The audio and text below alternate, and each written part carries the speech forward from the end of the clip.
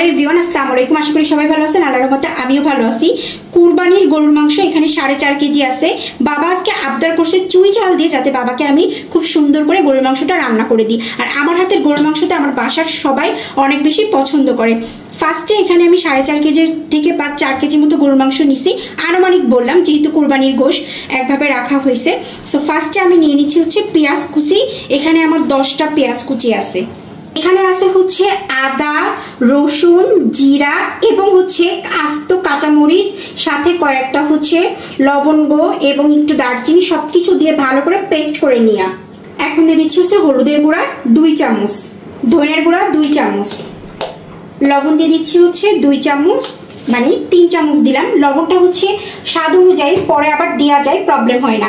এখন দিয়ে দেবো হচ্ছে আমি মরিচের গুঁড়া 2 চামচ, যেহেতু আমি বাটা মরিচ কিন্তু ব্যবহার করছি, এই জন্য মরিচের গুঁড়াটা একটু কম দিলাম। তারপরে দিয়ে দিচ্ছি হচ্ছে চুই ঝাল। আমি কিন্তু এই চুই ঝালটা প্রায় 40 মিনিটের মতো ভিজায় রেখে সুন্দর করে পিস পিস করে কেটে নিছি। এখন দিয়ে দিলাম চুই ঝালগুলা। চুই ঝাল দিয়ে গরুর মাংস রান্না করলে মাস্ট সরষের তেলটা ব্যবহার করবেন।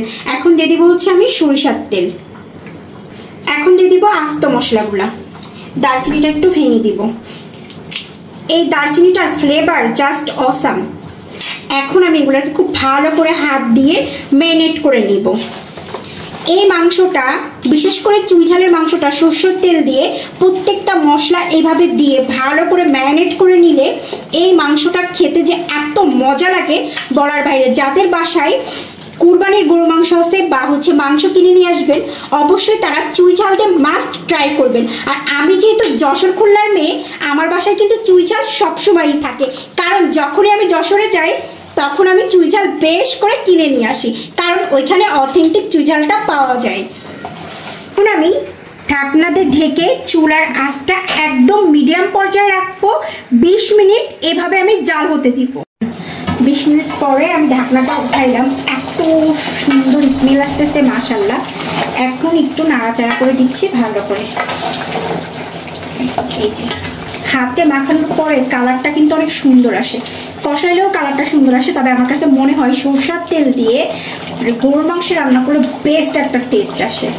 চুই ঝালটা একটু কম হয়ে গেছে, আর একটু বেশি করে দিলে আরো বেশি ভালো হইতো, কারণ হচ্ছে চুই ঝাল ছিলই এতটুকু বাসাতে, এই জন্য অতটুকু দিয়েই রান্না করতেছি।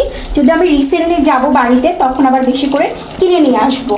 এখন আমি আরও 10 থেকে 15 মিনিটের জন্য ঢাকনা দিয়ে ভালো করে ঢেকে রাখবো। আর এই সময় দমে ভালো করে মাংসের পানিটা শুকিয়ে যাবে। আমি 10 মিনিট পরে ঢাকনাটা উঠাইছি। উঠানোর পরে অলমোস্ট অনেকটা কিন্তু মাংস থেকে যে পানি বের হয়েছিল কমে গেছে অলরেডি। এখন একটু আরও ভালো করে নাড়াচাড়া করে 5 থেকে 7 মিনিটের জন্য রেখে দিব।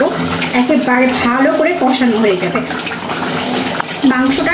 এই পর্যায়ে যে কষানোর সময় আমি দিয়ে দেবো কিছু আস্ত রসুন। আমার কাছে দেশি ছোট রসুনটা নাই, এই জন্য আমি ইন্ডিয়ানটাই আস্তটা এক পিস করে দিয়ে দিলাম আর কি। মাংসটা কষানো খুব ভালো করে কমপ্লিট হয়ে গেছে। এখন এই পর্যায়ে হচ্ছে আমি একদম ফুটান্ত গরম পানি দিয়ে দেব। একেবারে ফুটান্ত গরম পানি দিচ্ছি। আমি কিন্তু অনেক বেশি যে ঝোল তাও রাখবো না, মাংসটা একদম একটু মাখা মাখা রাখবো।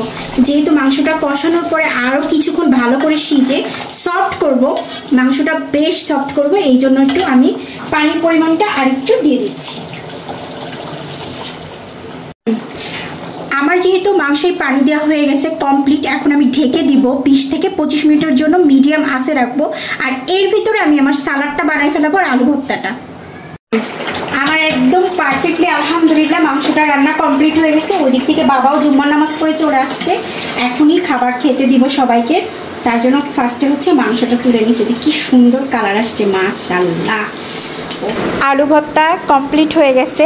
বলছিলাম মাংস বানাতে বানাতে আমি আলু ভর্তাটা আর সালাডটা করে ফেলছি। এই হচ্ছে ঘি, একদম খাঁটি ঘি, একেবারে খাঁটি ঘি, এবং হচ্ছে এই যে গরম গরম ধোয়া উঠানো ভাত, আর এই হচ্ছে চুই ঝালের গরুর মাংস রান্না কমপ্লিট।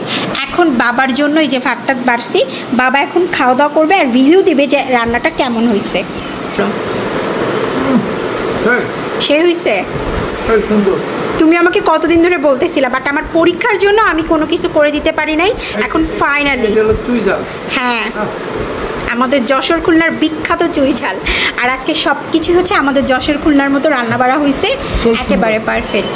আজকের ভিডিওটি এই পর্যন্ত, কি সবাই ভালো থাকবেন। আল্লাহ হাফেজ এভরিওয়ান। লাইক কমেন্ট শেয়ার দিয়ে অবশ্যই পাশে থাকবেন।